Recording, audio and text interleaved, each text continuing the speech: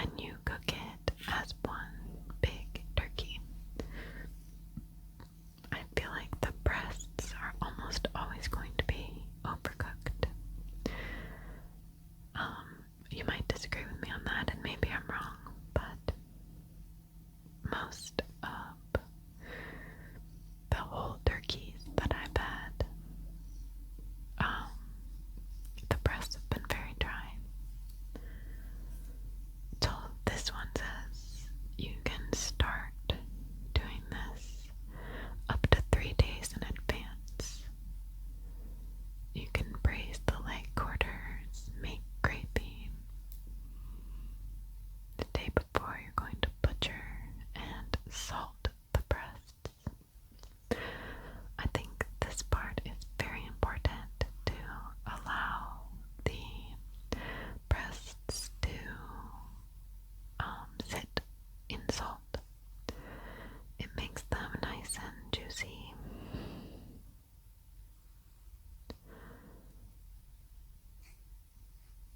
Serving day, you basically just cook the turkey and carve it.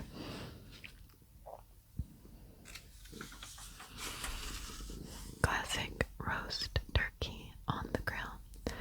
That actually sounds fantastic. You get a nice crispy skin. I'm going to read the first paragraph. Every Thanksgiving, I find myself in the same predicament at the 11th hour while the turkey roasts away in the oven. Countless foil-wrapped side dishes wait and wait for their turn to cook or eat. All I can do is hope that my family won't notice that the holiday dinner is late again. I love this idea that the grill expands your kitchen. It allows you to cook something on it while cooking something else in the oven. What a fantastic idea. It has some tips for cleaning a grimy grill lid. Simple grill roasted turkey. Crispy skin secrets. So she said, I assume it's a she, I'm not sure. The name is Lan. They say my only problem was that the skin wasn't crisping enough. So they tried making slits along the backbone to speed up the rendering of fat, patting the skin dry with paper towels, and rubbing the skin with baking powder. That is very interesting. I've never heard of that before. Very cool.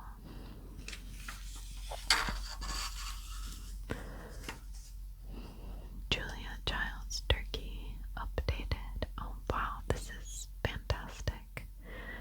So basically cooking the turkey in parts, but then you're going to kind of roulade the thighs, just like, that's so cool. One of my chefs taught me how to do that once, but I didn't ever get to practice, so I don't think I'd be very good at it. Very cool. And she uses a brine.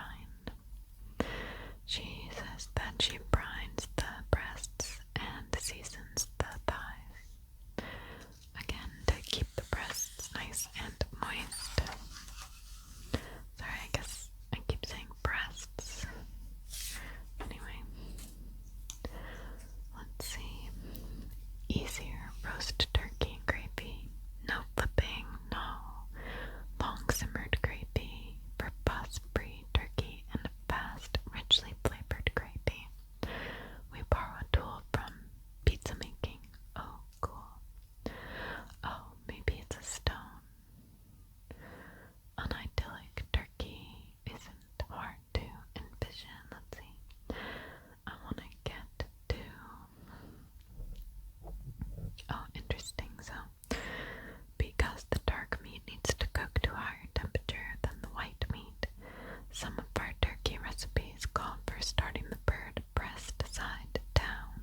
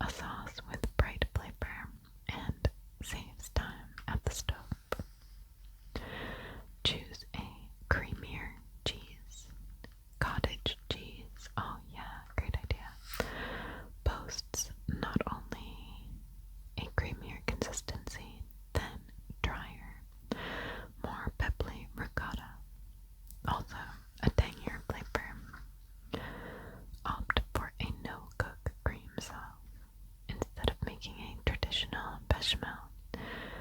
We whisked together cottage cheese, parmesan, and heavy cream, and garlic, and added to the mixture. Wow, that's a great idea. Same thing with the snow-cooked tomato sauce. It's so easy to do.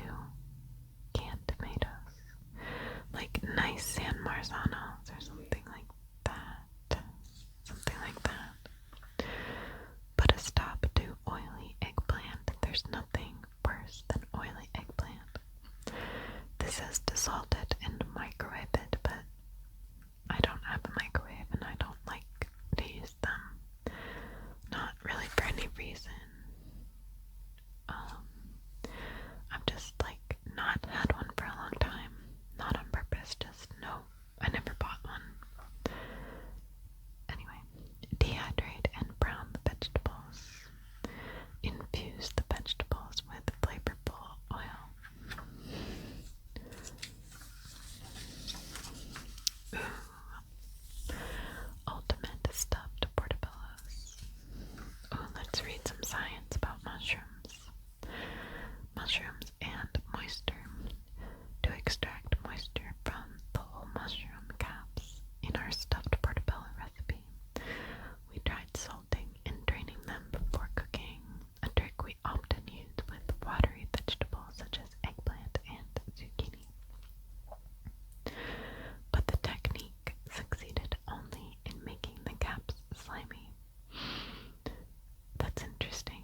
It turns out that the exterior of any mushroom is covered with a layer of hydrophobic, water-repellent proteins that prevents water from getting in and keeps moisture from going out. Instead, we removed liquid by cutting slits in the caps, which allowed water to drip out and evaporate as we pre-cooked the mushrooms. That is a fantastic idea. Wow, these people are very intelligent. We have some metal spatulas over here. Wow, okay. One was expensive. Oh my goodness, it's a Wusthof. That's probably why. It's $50. And then there's one from Miu, France, which is $16.57. I really would love one of these fish spatulas. They're so nice to use. Ooh, more science. Interesting. So down here it says fluffy mashed potatoes. Number 1, wash excess starch from the cut potatoes to prevent gluey mashed potatoes. That is a great tip. I've never heard of that and I love it. Cooking the potatoes over simmering water maintains potato flavor and cuts down on burst starches. I don't know if I understand that. Oh, just to steam them, I guess. Okay. So rinsing the potatoes halfway through cooking washes away any sticky starches that do burst. I used to make a lot of potato puree at my last job, and I feel like it always came out gluey, kind of. It wasn't really a puree, it was going on a pizza, but that's really interesting. And then it says to rice the potato. Pushing the potatoes through a ricer also prevents the swollen starch granules from bursting. Science. How steaming and rinsing help prevent gluey potatoes. What makes potatoes gluey? Uncooked starch granules. Granules swollen with water. And burst granules. Wow. Okay. Potatoes contain 2 starches, including one called amylose, that can be the enemy of a fluffy consistency. If these starch granules absorb too much water during cooking,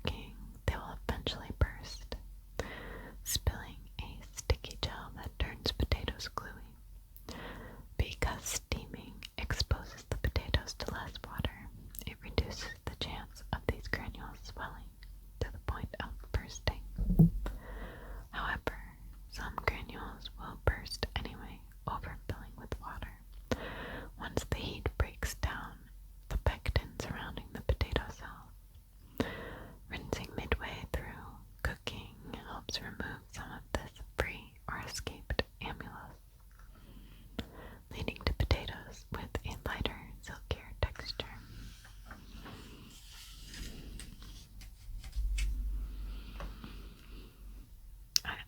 This is talking about using unsalted butter, and I always use unsalted butter, because then you can add as much or as little salt as you want.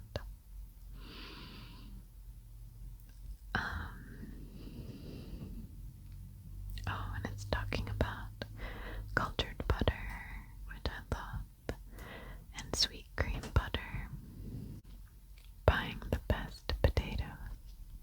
After buying countless pounds of russet potatoes for this recipe, we realized that pre-bagged potatoes are often a motley lot of odd-sized miscreants that can be tinged green, scarred, or bruised.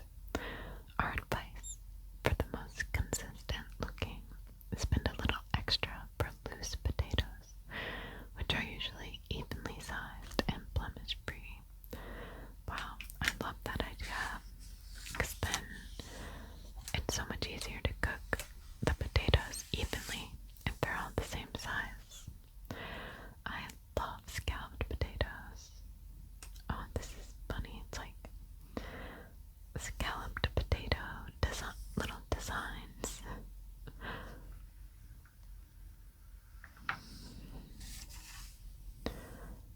Butter roasted